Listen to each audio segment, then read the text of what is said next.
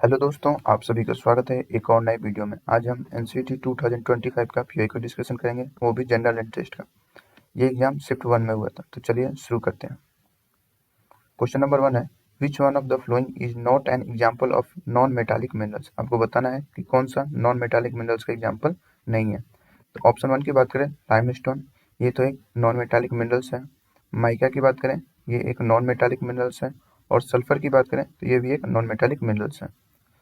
उसके बाद से हम बॉक्साइट की बात करें तो बॉक्साइट क्या है, एक bauxite is the ore of aluminium, यह एक ओर है अल्मोनियम का। और जैसा कि हम जानते हैं कि अल्मोनियम एक मेटल है, तो ये हो जाएगा आपका बॉक्साइट मेटालिक मिनरल्स। तो क्वेश्चन नंबर 1 की अगर हम बात करें तो क्वेश्चन नंबर 1 की आपका ऑप्शन की बात करें तो आपका ऑप्शन नंबर 3 राइट हो जाएगा। चलिए हम नेक्स्ट क्वेश्चन पे चलते हैं। क्वेश्चन नंबर 2 की बात करें तो ये एक ब्लड रिलेशन टाइप का रीजनिंग का क्वेश्चन है। तो चलिए पढ़ते हैं। Seema is the niece of Akram, Akram mother is Deena, Kamala is Deena's mother, Kamala husband is Rakesh, Manju is the mother in law of Rakesh, Ravi is husband of Reena, how is Ravi related to Rakesh. तो इसके लिए हमें क्या बनना होगा, हायरार्की टेबल बनाना होगा। उसी के अनुसार हम फाइंड कर पाएंगे कि रवि कैसे रिलेटेड है राकेश से। तो चलिए हम एक एक करके फाइंड करते हैं। सबसे पहले हम क्या करेंगे, जो भी सेंटेंस दे रखा है उसको हम डायग्राम की मदद से समझेंगे। पहला है सीमा इज द नाइस ऑफ अकरम, तो इसको मैंने यहाँ पे डिनोट कर रखा है कि सीमा है जो नाइस है किसकी, अकरम की। तो मैंने यहाँ पे अकरम लिख दिया, और जो उसकी नाइस कौन सी है, सीमा है, उसको मैंने एरो से नीचे की तरफ डाउनलोड करके इसको डिनोट कर दिया। उसके बाद सेकंड सेंटेंस की बात करें, अकरम मदर इज रीना, जो अकरम है इसकी मदर्स कौन है, रीना। तो मैंने ऐसे बोल दिया कि अकरम रीना को क्या बोलेगा, अपनी माँ बोलेगा। तो इसको मैंने अपवर्ड डायरेक्शन से यहाँ पे शो कर दिया कि ये इसकी माँ है। ठीक है। थर्ड सेंटेंस की बात करें, कमला इज रीनाज मदर, जो कमला है ये रीना की मदर है। तो इसको मैंने ऐसे शो कर दिया कि जो रीना है वो कमला को क्या बोलेगी, अपनी माँ बोलेगी। तो इसको मैंने अपवर्ड से शो कर दिया। उसका जो है कमला हस्बैंड इज राकेश, जो कमला है इसका हस्बैंड कौन है, वो राकेश है। ये भी मैंने शो कर दिया। उसका से Manju is the mother in law of Rakesh, जो कोई भी एक मंजू है वो क्या है, मदर इन लॉ है राकेश की। तो यहाँ पे मैंने मंजू जो इससे सीनियर ही होगी, तो उसको मैंने मदर इन लॉ से डिनोट कर दिया यहाँ पे। उसके बाद से बात करें, Ravi is husband of Reena, जो रवि है वो किसका हस्बैंड है, रीना का। तो सारे हो गए। अब हमें बताना है कि how is Ravi related to Rakesh, जो ये रवि है और ये राकेश है, ये कैसे एक दूसरे से रिलेट कर रहे हैं। तो ये तो आप आराम से फाइंड कर पाएंगे कि रवि और राकेश में क्या है। तो ये एक सोनिन लॉ है, मतलब रवि कैसे रिलेट कर रहा है राकेश को, तो ये एक सोनिन लॉ है। तो क्वेश्चन नंबर 2 की अगर हम बात करें ऑप्शन की, तो आपका ऑप्शन कौन सा हो जाएगा, ऑप्शन नंबर 2 आपका राइट हो जाएगा। चलिए नेक्स्ट क्वेश्चन पे चलते हैं। Question number 3। क्वेश्चन नंबर 3 है, the sum of first 51 terms of an arithmetic progression whose second and third term are 14 and 18 respectively। यहाँ पे आपको बताना है कि सम ऑफ फर्स्ट 51 टर्म्स क्या होगा, और आपको कुछ डाटा दे रखा होगा। तो सबसे पहले हम क्या करेंगे, लेट करेंगे। जो भी 51 टर्म्स हैं उसको हम लेट करेंगे। Let the terms B A1 A2 A3 ऐसे करके A51 तक इसको हम लेट कर लेंगे। उसके बाद जो भी हमें गिवन डाटा है वो पहले हम नोट डाउन कर लेते हैं। तो गिवन डाटा क्या क्या दे रखा है, गिवन डाटा दे रखा है सेकंड टर्म इज 14, जो कि हमारा A2 है। और थर्ड टर्म की बात करें, जो A3 हमने मान रखा है वो दे रखा है हमें 18।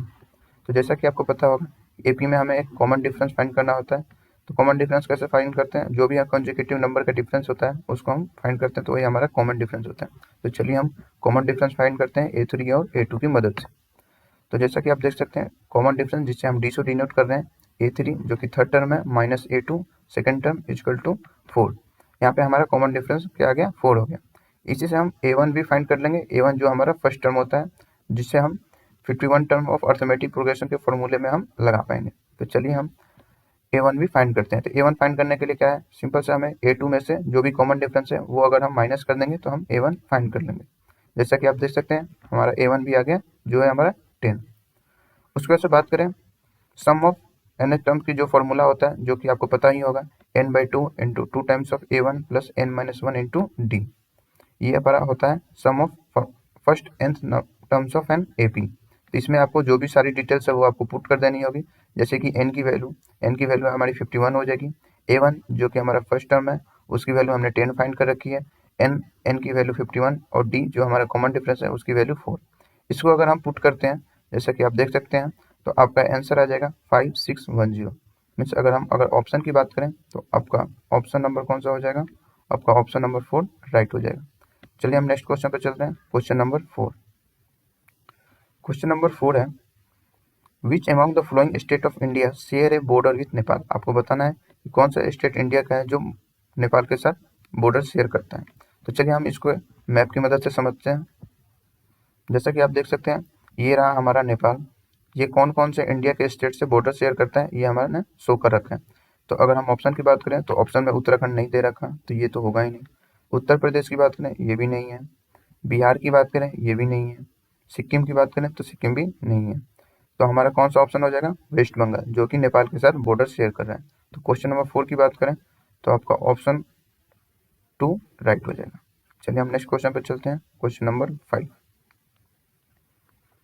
5 है राष्ट्रीय Gokul mission RGM is associated with the conservation of. जो आरजीएम है ये किससे एसोसिएटेड है, तो आरजीएम की बात करें तो ये इंडिजीनियस वेविंग ब्रीड से एसोसिएटेड है। तो अगर हम बात करें क्वेश्चन नंबर 5 की तो आपका ऑप्शन नंबर 3 राइट होगा। इंडिजीनियस वोवियन ब्रीड्स में अगर हम सेक्टर की बात करें तो इसमें क्या होता है, कैटल एंड बेफेलो की कंजर्वेशन होती है। चलिए हम देख लेते हैं जो भी ऑप्शन दे रखा है इसको भी हम एक बार समझ लेते हैं। तो सबसे पहले यहाँ पे ऑप्शन 1 क्या दे रखा है, हमारा ऑप्शन 1 दे रखा है हॉर्टिकल्चर। हॉर्टिकल्चर में कौन से सेक्टर आता है, फ्रूट, वेजिटेबल्स एंड फ्लावर्स।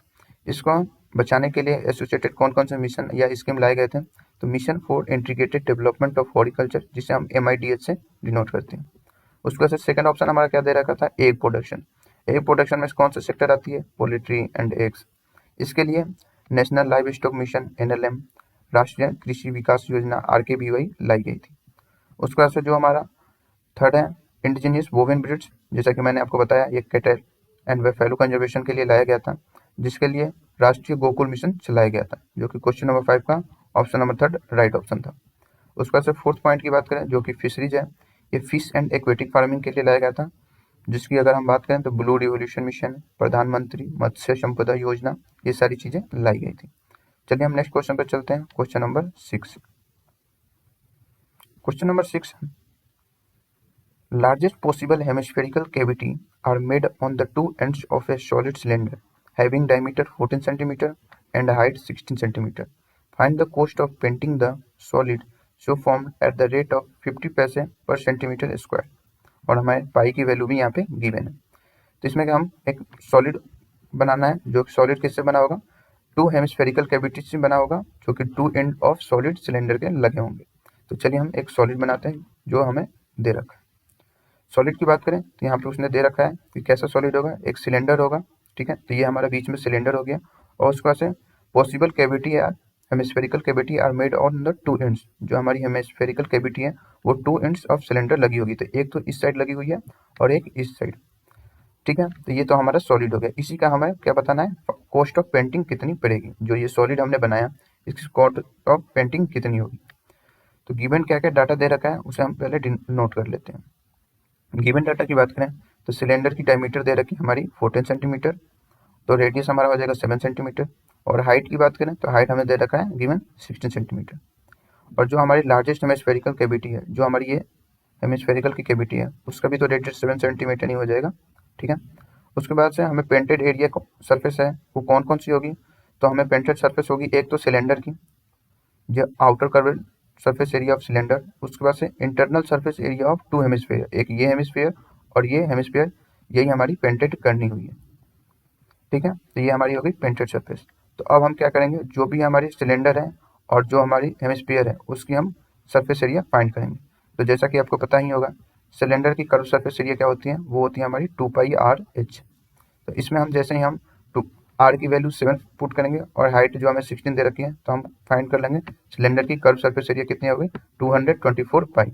ऐसे ही हम हेमिस्फीयर की भी फाइंड करेंगे। तो जैसा कि पता ही है सरफेस एरिया ऑफ 2 हेमिस्फीयर, एक ये और एक ये, इसकी सरफेस एरिया किसके बराबर होगी, एक फुल स्फीयर की, क्योंकि अगर हम इस दोनों को ज्वाइंट करते हैं तो एक फुल स्फीयर ही बनेगा।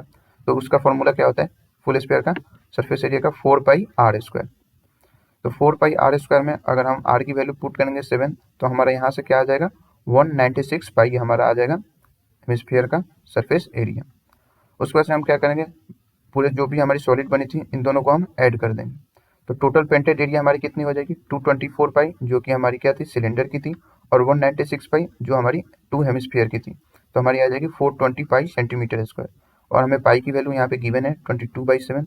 इसको हम यहाँ पे पुट करेंगे। जैसे ही आप पुट कीजिएगा तो आपको आ जाएगा 1320 सेंटीमीटर स्क्वायर।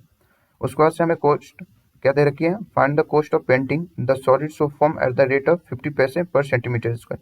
तो हमारे पास कितने हैं, 1320 सेंटीमीटर स्क्वायर है, जिसको बनाने के लिए हमें 50 पैसे पर सेंटीमीटर स्क्वायर कॉस्ट लग रही है। तो हमें सिंपली इसको मल्टीप्लाई कर देना है। जैसे ही आप इसको मल्टीप्लाई करेंगे तो कॉस्ट आपकी आ जाएगी 660 रुपीज़। अगर हम ऑप्शन की बात करें तो आपकी ऑप्शन कौन सी हो जाएगी, आपकी ऑप्शन नंबर 1 राइट हो जाएगा। नेक्स्ट क्वेश्चन है क्वेश्चन नंबर 7। इसमें दिया है 9 boys can complete A work in 360 days, 18 men can complete the same work in 72 days, and 12 women can complete it in 162 days. In how many days can 4 men, 12 women and 10 boys together complete the same work? इसमें क्या करेंगे कि हम जो भी man है, women है और बॉयज है, उनकी हम एक दिन की रेट निकालेंगे कि वो एक दिन में कितना काम करते हैं। तो सबसे पहले क्या फाइंड करेंगे, let's find each type of daily rate then add them. सबसे पहले हम फाइंड करेंगे हर एक बॉयज का, वुमेन का और मैन का रेट, और उसके बाद से ऐड करेंगे। ठीक है, इसके लिए क्या दे रखा है हमें, पहले 9 boys can complete A work in 360 days, मतलब 9 बच्चे 360 दिन में करते हैं। तो एक 1 बॉयज कितने दिन में करेगा, इसकी रेट निकालने के लिए हम क्या करेंगे, बॉयज की रेट क्या हो जाएगी 1/9 इंटू 360, क्योंकि अगर एक बॉयज रहता है तो 1/360 होती, तो 9 बॉयज है तो 1/9 इंटू 360 हो जाएगी। ये एक बच्चे की कितनी जॉब है, रेट है। इसी तरह अगर हम 18 मैन की बात करें, दे रखा है 18 man can complete the same work in 72 days. तो 18 मैन की अगर हम फाइंड करेंगे तो वैसे ही हमारी क्या हो जाएगा, 18 मैन की फाइंड करेंगे तो 1/72 आएगा। तो हमें 1 मैन का फाइंड करना है तो 1/18 इंटू 72, ये हो जाएगी इसकी एक मैन की रेट। वैसे ही अगर हम वुमेन की फाइंड करें तो दे रखा है 12 women can complete it in 162 days. तो एक वुमेन की रेट क्या होगी, एक वुमेन की रेट होगी 1/12 इंटू 162, ये हो जाएगी इसकी वुमेन की रेट। अब हमें क्या करना है कि हम ये तीनों हैं जो एक साथ काम कर रहे हैं, in how many days 4 man 12 women and 10 boys together to complete the same work. इसी वर्क को करने के लिए हमें क्या क्या चीज़ की जरूरत है, 4 मैन और 12 वुमेन एंड 10 बॉयज की जरूरत है। तो हम क्या सिंपली अब क्या करेंगे, इनको मल्टीप्लाई कर देंगे। जो भी हमने एक मैन की निकाली है, वुमेन की निकाली है, उनसे हम मल्टीप्लाई कर देंगे जितने जितने मैन वुमेन लग रहे हैं। तो जैसा कि आप देख सकते हैं 4 मैन 12 वुमेन एंड 10 बॉयज, तो 4 को हमने एक मैन का जो भी रेट थे उससे मल्टीप्लाई कर दिया, ऐसे 12 वुमेन के जो भी रेट थे उससे मल्टीप्लाई कर दिया, और 10 के जो बॉयज थे उनके रेट को मल्टीप्लाई कर दिया। तो अगर आप इसको ऐड करेंगे तो क्या आ जाएगा 1/81 जॉब पर डे। तो अगर हमें बताना है कि ये कितने दिनों में कंप्लीट करेंगे, तो बस आपको क्या करना है, इसको 1 से डिवाइड कर देना है। जैसे ही आप 1 से डिवाइड करेंगे तो आपका क्या आ जाएगा, टाइम निकल आएगा 81 डेज। अगर हम क्वेश्चन नंबर 7 की बात करें तो आपका ऑप्शन नंबर 3 राइट हो जाएगा। क्वेश्चन नंबर 8 है विच of the following is not a परम सीरीज ऑफ सुपर कंप्यूटर। आपको बताना है कि जो भी ऑप्शन दे रखे हैं वो परम की सीरीज की सुपर कंप्यूटर नहीं है। तो परम एक इंडियन सुपर कंप्यूटर है जो कि सीडेक के द्वारा डेवलप किया गया था। इसमें बहुत सारे मॉडल्स को इंक्लूड किए गए थे, जैसे कि परम 1800, परम 8600, परम 10,000, परम पद्मा, परम युवा एंड परम युवा सेकेंड। तो अब हम ऑप्शन देखेंगे कि कौन सा हमारा ऑप्शन सही है। तो यहाँ पे बात करें कि नॉट ए परम सीरीज ऑफ सुपर कंप्यूटर, तो क्वेश्चन नंबर 8 की आपकी कौन सी हो जाएगी, ऑप्शन नंबर 4 परम 1980, ये इसका इंक्लूड मॉडल नहीं है। चलिए हम नेक्स्ट क्वेश्चन पे चलते हैं, क्वेश्चन नंबर 9। क्वेश्चन नंबर 9 है Rakhi moves towards south east a distance of 10 meter, then she moves towards west and travel a distance of 15 meter from here. She moves towards northwest a distance of 10 meter and finally she moves a distance of 5 meter towards east and stood at the point. How far shortest distance is the starting point from where she stood? ये हम vector की method से follow करेंगे। सबसे पहले आपको क्या करना होगा, जो भी आपकी नोटबुक है उसमें आप डायरेक्शन पहले फिक्स कर लें कि आप क्या क्या डायरेक्शन किस साइड में ले रहे हैं, और उसको हम वेक्टर की मेथड से, आपने वेक्टर 11th क्लास में पढ़ा होगा, उसकी मदद से हम इसको सॉल्व करेंगे। तो चलिए हम एक एक सेंटेंस पढ़ते हैं। Rakhi moves towards south east a distance of 10 meter, तो इसको हम वेक्टर के से डिनोट करेंगे। जैसे कि मैंने ऐसे डिनोट किया, ये हो गई ईस्ट और ये साउथ। तो हमें दे रखा है साउथ ईस्ट में वो 10 मीटर ट्रेवल कर रही है, तो ये हमारा हो जाएगा। इसके बीच में आप देख सकते हैं ऐसा मैंने एरो से डिनोट किया है, ये हो गई आपकी 10 मीटर साउथ ईस्ट। ठीक है, then she moves towards west and travel a distance of 15 metre. फिर हम वेक्टर से क्या डिनोट करेंगे कि वो फिर किधर मूव कर रही है, वेस्ट की तरफ। तो वेस्ट तो हमारा इस साइड है, तो ये वेस्ट की तरफ कितना मूव करिए 15 मीटर वेस्ट, तो मैंने कुछ ऐसा इसे डिनोट कर दिया। Then she moves towards north west a distance of 10 metre and finally she moves a distance of 5 metre. तो नॉर्थ वेस्ट में, नॉर्थ वेस्ट की तरह हमारे इस डायरेक्शन में, तो वो नॉर्थ वेस्ट में कितना मूव कर रही है, वो 10 मीटर मूव कर रही है। तो नॉर्थ वेस्ट जस्ट इसका साउथ ईस्ट का अपोजिट होगा, तो जो ऐसे मैंने डिनोट कर दिया। Then she moves a distance of 5 metre towards east, उसके बाद से क्या है वो 5 मीटर ईस्ट, मतलब इस डायरेक्शन वो मूव कर रही है, तो इसको मैंने कुछ ऐसे डिनोट कर दिया। Then at this point how far shortest distance is the starting point from where the stood. अब आपको बताना है सिंपली कि जो यहाँ पे स्टार्टिंग पॉइंट है उससे वो कितनी दूर पे है। तो बस आपको वेक्टर देखना है, जैसे कि आप देख सकते हैं 10 मीटर नॉर्थ वेस्ट ये और 10 मीटर साउथ ईस्ट, ये एक दूसरे के अपोजिट है, ये तो फिर नेगेटिव हो जाएगा, मतलब ये दोनों कैंसिल कर देंगे, ठीक है। अब बस हमें वेस्ट और ईस्ट में देखना है कि वो कितनी दूरी पे है। तो वो तो 5 मीटर ईस्ट इस डायरेक्शन में चल रही है और 50 मीटर वेस्ट इस डायरेक्शन में चल रही है। अगर हम इसको इससे माइनस करेंगे तो क्या हो जाएगा, मतलब वो कुछ यहाँ पे होगी, मतलब 10 मीटर वेस्ट, मतलब वो अगर स्टार्टिंग पॉइंट उसकी ये थी, यहीं से तो वो चल रही थी, तो वो कितना वेस्ट होगी 10 मीटर वो दूरी पे होगी, जो कि ये शॉर्टेस्ट डिस्टेंस है। तो अगर हम क्वेश्चन नंबर 9 की ऑप्शन की बात करें तो आपका ऑप्शन नंबर 4 राइट होगा। चलिए हम नेक्स्ट क्वेश्चन पर चलते हैं, क्वेश्चन नंबर 10। क्वेश्चन नंबर 10 है the Jallianwala massacre took place on, Jallianwala massacre कहाँ कब हुआ था ये आपको बताना है, ये तो है। तो अगर हम क्वेश्चन नंबर 10 की बात करें तो क्वेश्चन नंबर 10 की आपका क्या हो जाएगा, ऑप्शन नंबर 2, जो कि हमारा हुआ था 13 अप्रैल 1919 में। तो क्वेश्चन नंबर 10 का ऑप्शन नंबर 2 राइट हो जाएगा। चलिए नेक्स्ट क्वेश्चन पर चलते हैं, क्वेश्चन नंबर 11। क्वेश्चन नंबर 11 है if the time in an analog clock is 7:45 then what is the time shown by the same clock in the mirror. आपको बताना है कोई भी एनालॉग क्लॉक है उसमें 7:45 हो रहे हैं, तो आपको बताना है कि वो सेम क्लॉक को अगर हम मिरर में देखते हैं तो कितना बजेगा। तो इसके लिए एक सिंपली ट्रिक है, बस उसको आपको फॉलो करना होगा। तो हमें क्या फाइंड करना है, तो इसमें मिरर टाइम क्या है, अगर हम मिरर टाइम की फाइंड करें तो इसका जो फॉर्मूला है वो क्या होता है, mirror time is equal to 11 hours 60 minute minus actual time. अब आपको क्या करना है कि जो भी एक्चुअल टाइम दे रखी है 7 आवर्स 45 मिनट, इसको आपको 11 आवर्स 60 मिनट से माइनस कर देना है सिंपली, तो आपको पता चल जाएगा कि मिरर में आपको कितनी टाइमिंग हो रही है। तो जैसे ही आप इसको माइनस करेंगे एक्चुअल टाइम जो कि 7 आवर 45 मिनट दे रखा है, तो आपका आ जाएगा मिरर टाइम 4 आवर 15 मिनट। तो अगर हम इसकी ऑप्शन की बात करें तो आपकी ऑप्शन नंबर क्वेश्चन नंबर 11 की ऑप्शन नंबर 2 हो जाएगी। अगर आपको जैसे इसमें दे रखा था, क्या क्या आपको दे रखा था, इसमें इसके हावर दे रखा था, मिनट दे रखा था, अगर किसी क्वेश्चन में हावर मिनट और सेकंड भी दे रखे होंगे तो उसको भी आप सिंपली कर सकते हैं। तो उसके लिए आपको क्या करना होगा, बस इस फॉर्मूले में थोड़ी सी चेंज होगी, मिरर टाइम क्या होगा 11 आवर 59 मिनट और 60 सेकंड, ऐसे ही माइनस एक्चुअल टाइम, जो भी आपकी एक्चुअल टाइम दे रखी होगी उसको करेंगे तो आपको पता चल जाएगा कि मिरर टाइम क्या है। चलिए नेक्स्ट क्वेश्चन पर चलते हैं, क्वेश्चन नंबर 12। क्वेश्चन नंबर 12 की बात करें, which of the following lens is use to correct astigmatism. आपको बताना है कि एस्टिमेटिज्म को करेक्ट करने के लिए हम कौन सी लेंस की यूज करते हैं। तो जैसा कि आप देख सकते हैं कि कुछ ऐसा होता है, हेल्दी आई जो हमारी होती है कुछ ऐसी होती है, ठीक है, और जब जब किसी को एस्टिग्मेटिज्म हो जाता है तो कुछ उसकी जो ये होती है आइरिस वो कुछ इस तरह की शो होने लगती है, ठीक है। तो इसको करेक्ट करने के लिए हम कौन से लेंस का यूज करते हैं, तो इसके करेक्ट करने के लिए हम सिलेंड्रिकल लेंस का यूज करते हैं। तो क्वेश्चन नंबर 12 की बात करें तो आपका ऑप्शन नंबर 3 राइट हो जाएगा। चलिए हम नेक्स्ट क्वेश्चन पर चलते हैं, क्वेश्चन नंबर 13। क्वेश्चन नंबर 13 है विच of the following city is situated on the bank of the Kaveri river. आपको बताना है कि कौन सा सिटी है जो कावेरी रिवर के बैंक पे स्थित है। तो इसका क्वेश्चन नंबर 13 का अगर हम ऑप्शन की बात करें तो आपका ऑप्शन नंबर 2 होगा, जो कि तिरुचिरापल्ली, जो कि साउथ में है। क्वेश्चन नंबर 14 है find the relation between x and y such that the point x y is equidistant from the point 3,6 and -3,4। इसमें आपको क्या गिवन दे रखा है कि कोई एक्स वाई पॉइंट है उससे 3,6 एंड -3,4 ये आपका इक्वी डिस्टेंस मतलब सेम डिस्टेंस पे है, तो आपको फाइंड करना है इसका एक्स एंड वाई के बीच में रिलेशन। तो जैसे आपको पता ही होगा कि इक्वी डिस्टेंस का फॉर्मूला क्या होता है, root under x minus y का whole square plus x minus y का वाई माइनस एक्स का होल स्क्वायर।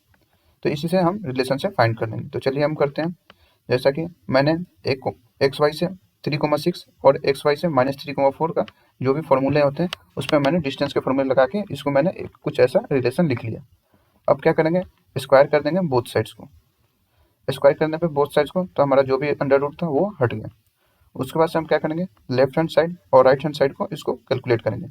एक्सपेंड करेंगे इसको तो कुछ इस तरह हो जाएगा, एक्स माइनस 3 का whole square plus y minus 6 का होल स्क्वायर। इसको हम एक्सपेंड करेंगे तो लेफ्ट हैंड साइड क्या हो जाएगा, x square minus 6x plus 9 plus y square minus 12y plus 36। इसी तरह हम राइट हैंड साइड को करेंगे तो क्या हो जाएगा, x square plus 6x plus 9 plus y square minus 18y plus 16।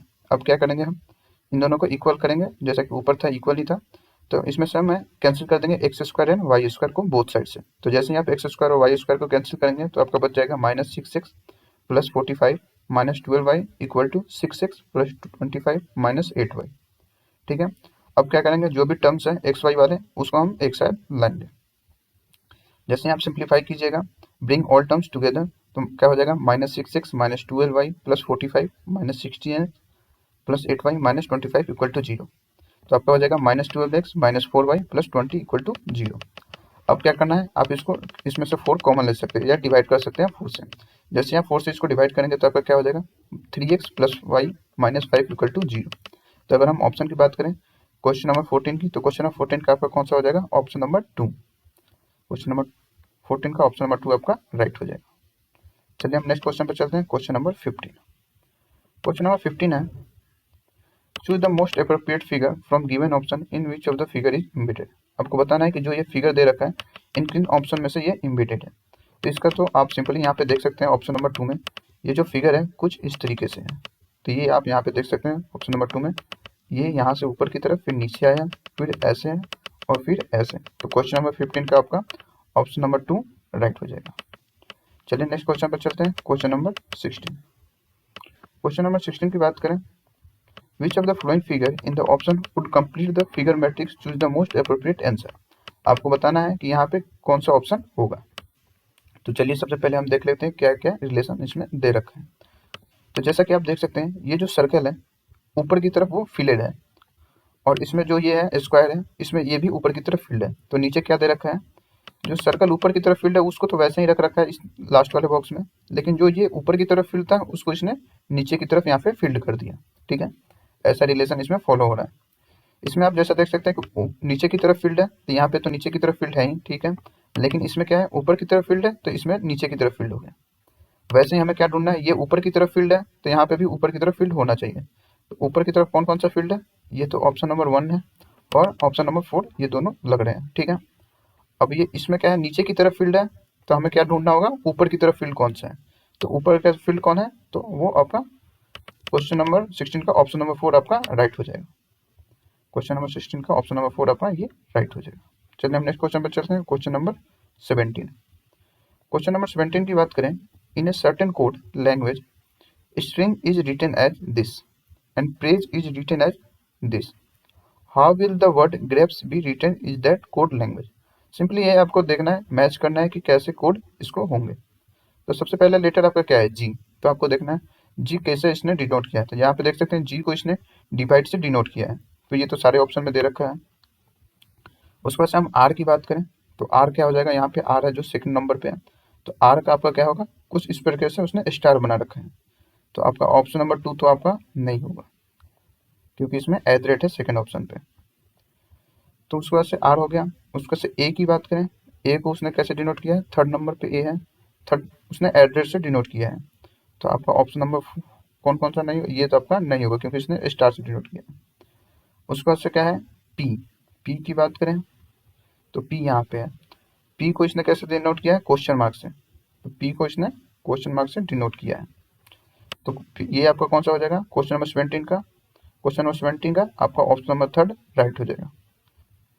Question number 18 है, the bilateral naval exercise Varuna 2025 was conducted between India and which country. Question number 18 की बात करें तो इसका क्या हो जाएगा, ऑप्शन नंबर 2, इंडिया और फ्रांस के बीच में ये हुई थी।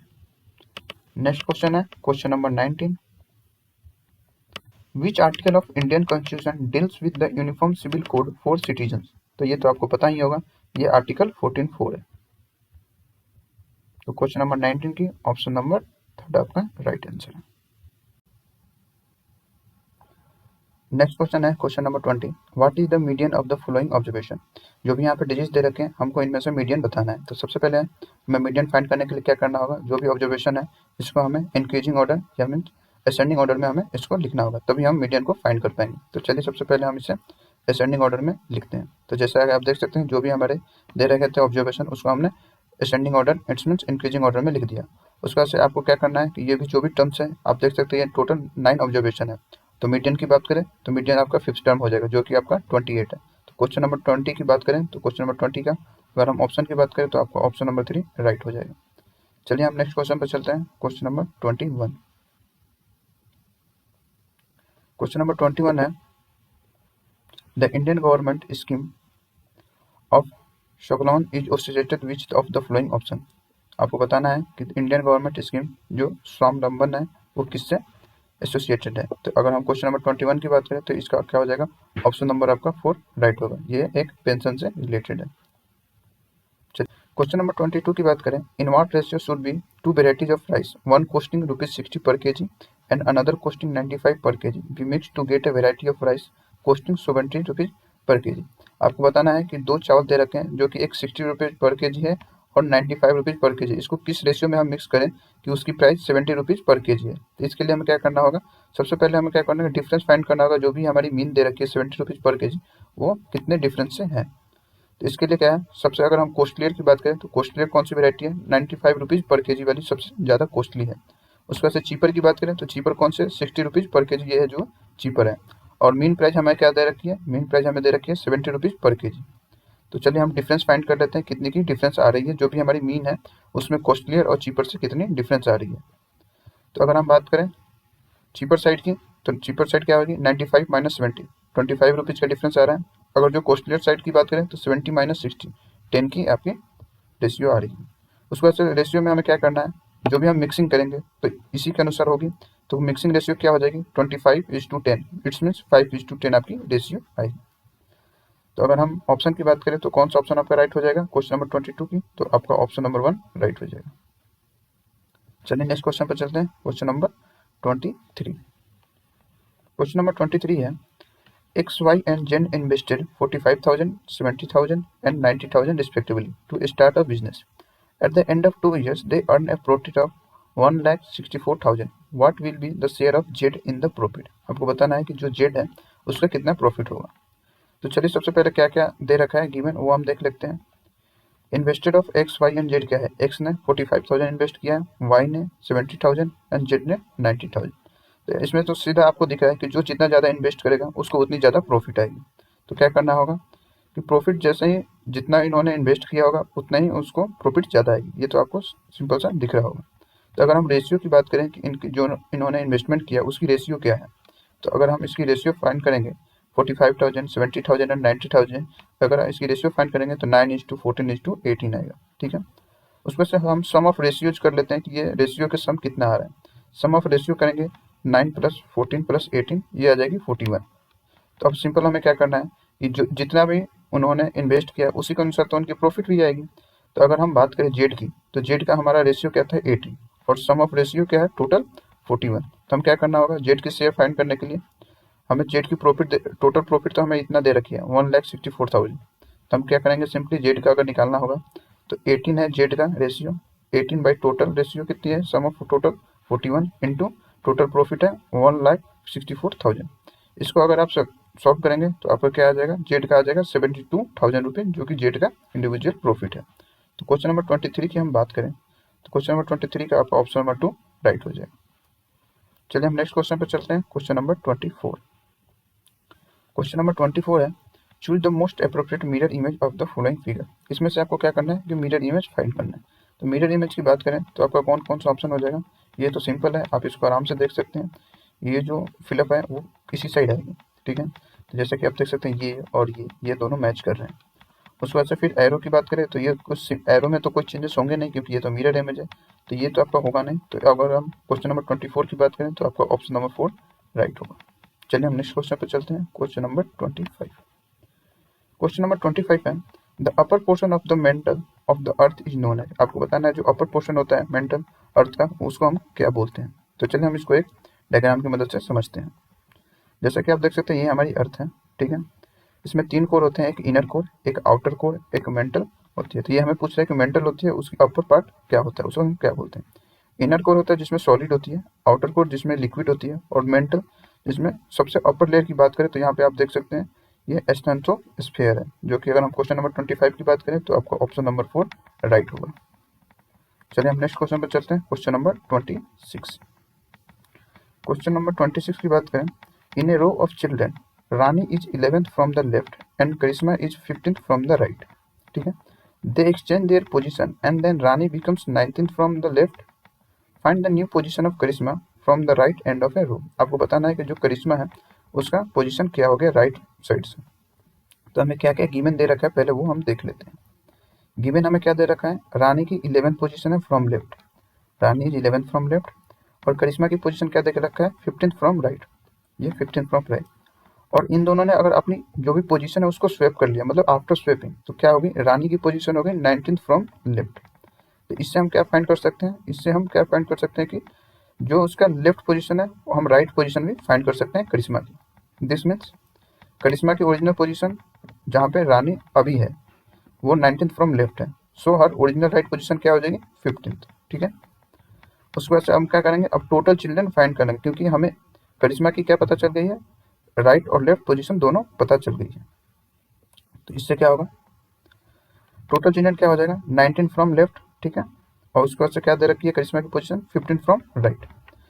तो ये हो गई इनकी टोटल चिल्ड्रन। -1 क्यों कर रहे हैं, क्योंकि हम अगर लेफ्ट से काउंट कर रहे हैं तो फिर हम उसको इंक्लूड कर रहे हैं जो करिश्मा है, और अगर हम राइट से भी काउंट कर रहे हैं तो उसमें भी फिर हम करिश्मा को काउंट कर रहे हैं, इसलिए हम -1 कर रहे हैं, क्योंकि करिश्मा यहाँ पे 2 बार काउंट हो जा रही है।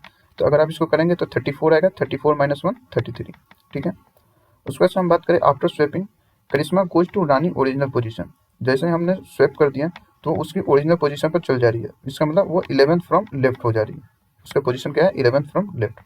अब हमें क्या करना है, जो आपकी राइट पोजीशन हमें फाइंड करनी है, क्वेश्चन में दे रखा है find the new position of Karishma from right end of the row. तो जैसा कि हमने यहाँ पे फाइंड कर लिया कि टोटल कितने हैं स्टूडेंट्स 33, वैसे ही हमें राइट पोजीशन फाइंड करनी है, तो क्या होगा 33 - 11 जो कि उसकी लेफ्ट पोजीशन थी। ठीक है, इसमें +1 क्यों कर रहे हैं, क्योंकि उसमें हमने काउंट नहीं किया, तो 33 - 11 क्या हो जाएगा 22 + 1 = 23। अगर हम राइट पोजीशन की बात करें करिश्मा की आफ्टर स्वैपिंग, तो वो क्या हो जाएगी, जो कि न्यू पोजीशन है, तो उसका हो जाएगा 23। तो क्वेश्चन नंबर 26 का आपका ऑप्शन नंबर 1 राइट हो जाएगा। चलिए हम नेक्स्ट क्वेश्चन पर चलते हैं, क्वेश्चन नंबर 27। क्वेश्चन नंबर 27 है, who among the following is the author of book title why Bharat matters. ये तो बहुत ही फेमस बुक है जिसको एस जयशंकर ने राइट किया। तो क्वेश्चन नंबर 27 की ऑप्शन नंबर 2 राइट हो जाएगी। चलिए हम नेक्स्ट क्वेश्चन पर चलते हैं, जो कि हमारा लास्ट क्वेश्चन है, क्वेश्चन नंबर 28। क्वेश्चन नंबर 28 की बात करें, find the compound interest on 16,000 at 20% per annum for 9 months। Interest compound quarterly, हमें जो इंटरेस्ट का कंपाउंड है वो क्वार्टरली देखनी है। गिवन क्या क्या डाटा दे रखी है वो देख लेते हैं। गिवन हमें प्रिंसिपल दे रखा है 16,000 और एनुअल रेट दे रखी है 20%। ठीक है, और टाइम की बात करें, टाइम हमारी दे रखी है 9 मंथ, और आपको पता है एक क्वार्टर, जो भी क्वार्टर होता है एक ईयर में आपको 4 क्वार्टर होंगे, क्योंकि 1 ईयर में आपके 12 मंथ्स के होते हैं, तो उसमें आपको 4 क्वार्टर्स होंगे। ठीक है, उसके बाद से बात करें हम, जो भी हमारी क्वार्टर है, तो अगर हम क्वार्टर वाइज अगर हम इसकी वो निकालें रेट क्या पड़ेगी, तो 20% तो एनुअल है, तो 20% बाई 4, क्योंकि एक ईयर में 4 क्वार्टर होंगे, तो 5% आ जाएगी। और हमें कितनी टाइम पीरियड दे रखी है 9 मंथ्स, और हम इसको 3 से डिवाइड करते हैं तो 3 क्वार्टर आपकी इसमें भी है। उस वजह से हम कंपाउंड का जो फॉर्मूला होता है, कंपाउंड अमाउंट निकालने का फॉर्मूला वो क्या होता है, A = P × 1 + R / 100⁻n। ठीक है, अगर हम कंपाउंड क्वार्टरली निकाल रहे हैं तो इसमें क्या होगा, A = P 1 + R³ n। ठीक है, यहाँ पे क्वार्टरली रेट जो हमने फाइंड किया 5%, जिससे हम 0.05 भी लिख सकते हैं। ठीक है, और हमारी n की वैल्यू जो नंबर ऑफ क्वार्टर हमें कितने दिन के लिए 9 मंथ्स दे रखा था, इसका मतलब 3 क्वार्टर थे, नंबर ऑफ क्वार्टर्स हो जाएंगे हमें 3। ठीक है, अब हमें सिर्फ A की वैल्यू फाइंड करनी है, तो इसमें हम क्या करेंगे, जो भी वैल्यू है उसको हम पुट करेंगे। तो A = 16,000 जो कि हमारी प्रिंसिपल थी, और उसके बाद से 1 + क्वार्टरली रेट क्या है 0.05 ⁻³ 3 हो गई नंबर ऑफ क्वार्टर्स। इसको अगर आप सॉल्व करेंगे तो आपकी आ जाएगी 18,522। ठीक है, उसके बाद से हमें क्या निकालना है, कंपाउंड इंटरेस्ट। तो कंपाउंड इंटरेस्ट निकालने के लिए सिंपली क्या है, जो भी हमारी अमाउंट है माइनस हम अपने प्रिंसिपल को माइनस कर देंगे। तो जैसे आप कंपाउंड इंटरेस्ट को अब माइनस करेंगे अमाउंट से, तो आपका आ जाएगा जो भी होगा कंपाउंड इंटरेस्ट। तो कंपाउंड इंटरेस्ट की बात करें तो वो कितना हो जाएगा 2522 रुपीज। तो अगर हम ऑप्शन की बात करें तो आपका ऑप्शन नंबर 2 राइट हो जाएगा। इसी के साथ हमने जो भी शिफ्ट 1 में क्वेश्चन थे जनरल टेस्ट के वो सारे हमने डिस्कस कर लिए। अगर आपको अभी भी कोई डाउट है तो आप कमेंट बॉक्स में डाल दें। Thank you.